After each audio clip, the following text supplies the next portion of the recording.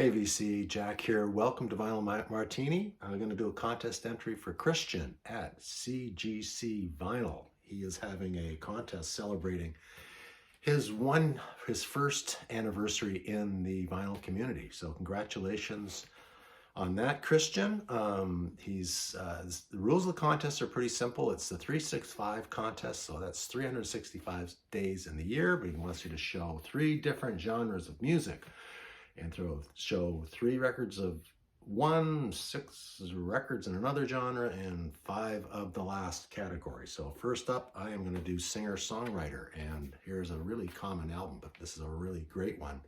Never see this talked about in the vinyl community at all. This is Cat Stevens' Foreigner album. Everybody knows Teaser and the Firecat, T for the Tillerman.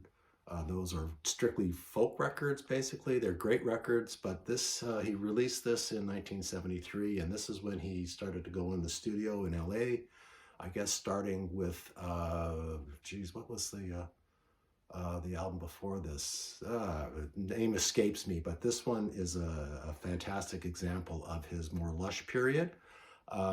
He's got some great artists on here. Bernard Purdie plays drums, Phil Upchurch plays guitar, Herbie Flowers, Patty Austin, to name a few. The first side is Foreigner Suite, which is a great whole side. But on side 2, he's got 3 great songs. They're fantastic. The Hurt, How Many Times, and Later on here. This is a $2 record any day of the week, maybe $5 in the bins. Usually pretty beat up. This is my original copy. It's got some ring wear, but it's a typical white record. That's why it gets discolored like that, but the record inside is mint. Great record. Next up, Canadian artist, Bruce Cockburn. Maybe a lot of Americans aren't familiar with this guy. He's puts out a record a year. I think he's been releasing records since at least 1970. Always high quality, great singer, songwriter, craftsman. This is a 1979 release. Show the cover. This is a cover by Indigenous artist, sorry, just let me get his name correct here. Norval Morisseau, Quebec native artist. Great painting.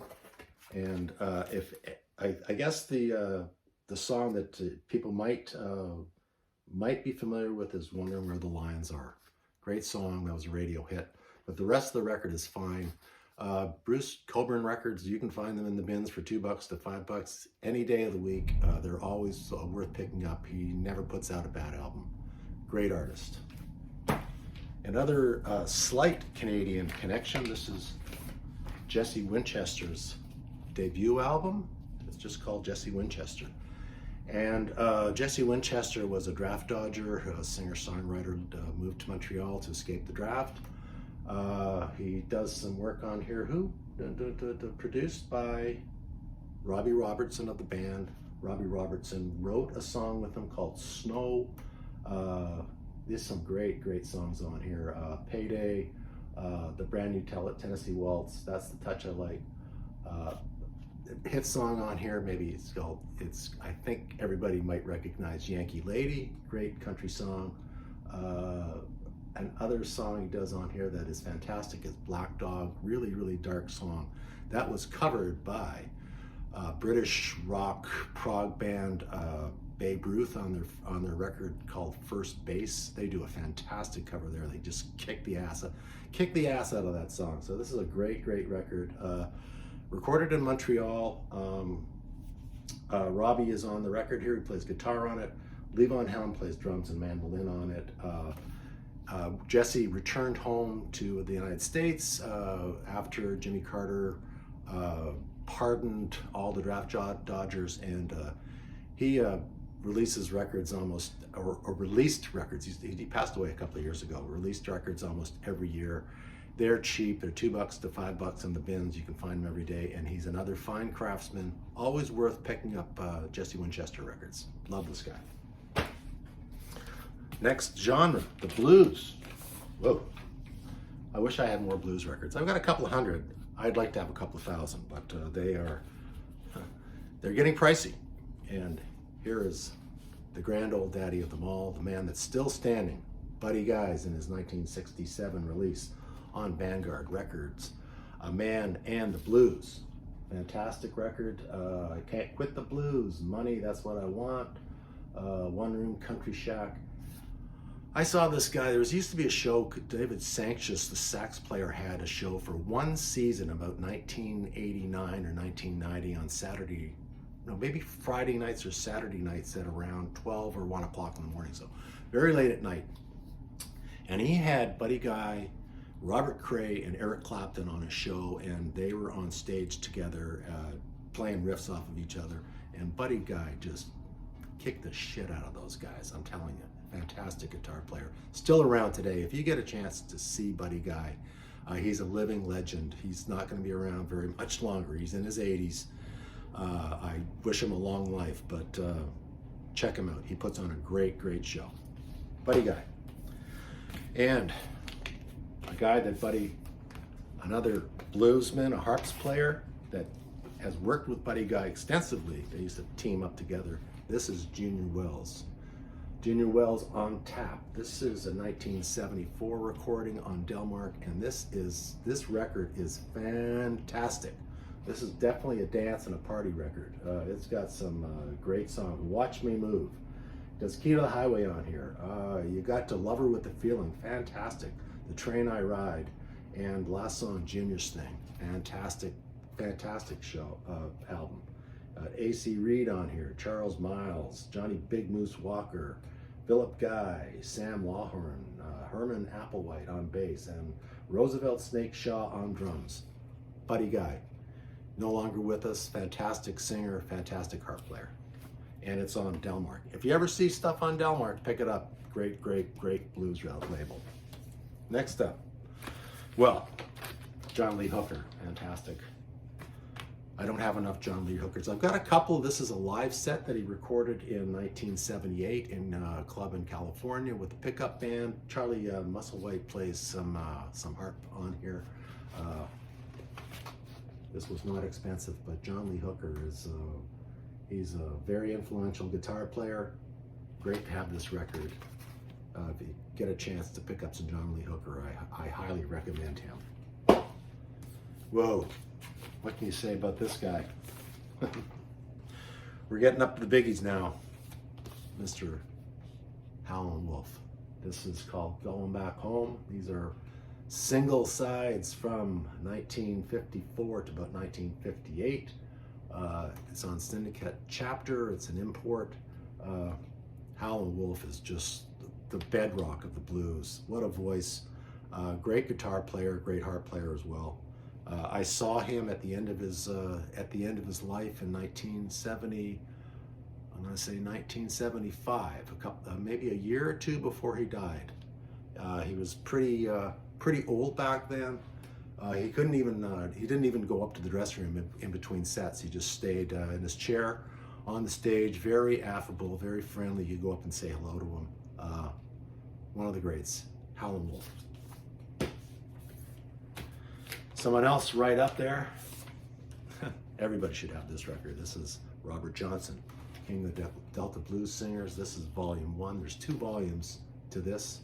This is the first volume, and Robert Johnson, fantastic country blues player, blues guitarist, fantastic singer. These were recorded in the, I should have read this before, I think in the 1936. Yeah, all these sessions were done in 1936 and 37. I lied. 36 and 37. Amazing that they were recorded in the 30s. Recorded in a hotel room, I think, the old-fashioned way. And one of my favorite harp players, no longer with us, but Carey Bell, Last Night. Fantastic. He did a little bit of work with Howlin' Wolf. He's been a solo guy. This is on Bluesway Records. I find that stuff on Bluesway is fantastic, highly collectible. He does the title song, Last Night, Taking You Downtown. I'm Worried is fantastic. 19 Years Old, he does a version of 19 Years Old. Leaving in the Morning. The musicians on here, Carey Bell, David Myers, Willie Smith, Eddie Taylor, and Joe Perkins. Fantastic solo record. Carrie Bell, one of my favorite harp players. Fantastic. Gonna do some country now. That's another category that does not get a lot of love in the BC, but it should. I'm gonna start off with Jerry Jeff Walker. He just passed away a couple of years ago, 3 years ago maybe. This is his, not his first record, but this is his first record on MCA Records.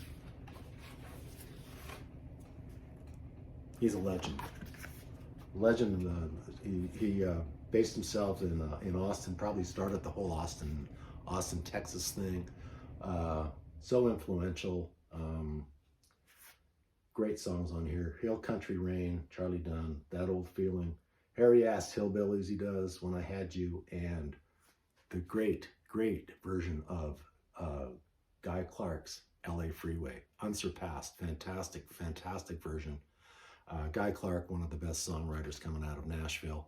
He used to live in Houston, I think. He lived in Austin for a while, hung out with Jerry Jeff and all the crazies. Jerry Jeff Walker, he's one of my favorite artists, well worth picking up. Next up, who else? Willie Nelson. You cannot go wrong with a Willie Nelson record. This is probably a nondescript Willie album, but it's still fantastic. It is. It's called The Promised Land. I got this for $5. It's mint. Living in the Promised Land. I'm trying not to forget you. Here in my heart, I've got the craziest feeling. No place but Texas. You're only in my arms. Do you ever think of me? Old-fashioned love. Basin Street Blues. Bach Minuet in G. Produced by Willie Nelson. I think he's got his sister Bobby Nelson on here on piano.